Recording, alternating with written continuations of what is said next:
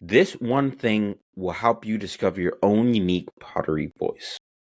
What is up, Shaping Nation? This is Nick Torres here. And for those that don't know me, it is my mission to help you discover your own unique voice with your pottery. And I do that by giving you tips and tricks through this podcast.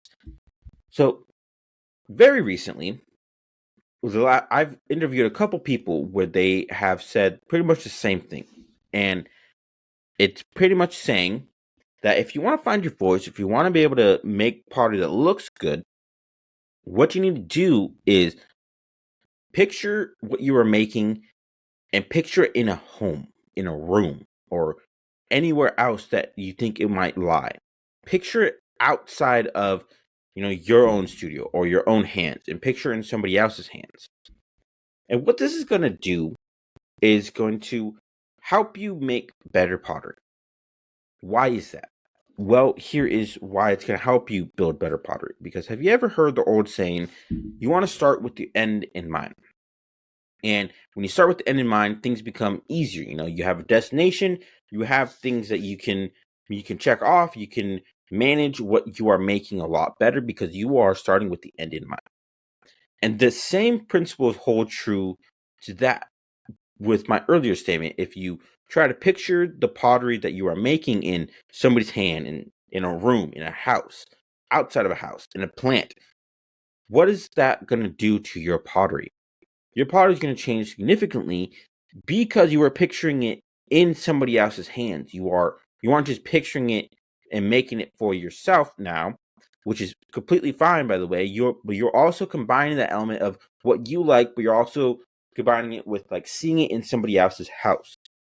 And that is so important because now you have a destination. You have a destination for where your pottery can potentially go rather than just simply making the pot, going out and hoping it maybe sells or maybe somebody likes it. Try to picture it in somebody's house first, or in somebody's hand first, somebody's room first. What are they going to like about this in their own home? Try to ask yourself those questions. What, like, when you are making a pot and maybe you're finished it, ask yourself, would this look good in somebody's home? Would this look good in somebody's hand? And try to get a yes with those answers, because if you get a yes, your pottery's going to look that much better. And then if it's a no, figure out what you can do to see if it will look good in somebody's home, see if it'll look good in somebody's hand, feel good in somebody's hand. Because if you can figure those things out, your pottery is going to look that much better. It's going to feel that much better. And overall, people are just going to enjoy it that much more. Not only that, you're also going to enjoy it yourself as well, too, because you can picture it maybe in your home. Maybe you're closing your eyes right now and you can picture it in your home, like in a certain corner, right next to that vase, right next to that picture. And you can see it in your home, like, yes, that's what I want. That looks so good in my mind. And I think this will look so great in somebody else's home as well. If you go at it like that, your pottery is going to improve. Your voice will be found because you are starting with the end in mind. And overall, you're just making a lot of growth with your pottery because you're starting with the end in mind. You are picturing it in somebody's home or in somebody's hand or how it feels.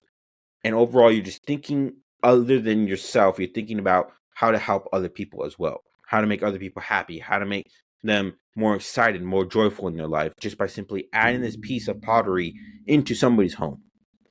I hope you guys enjoyed this episode, and I'll see you guys in the next one.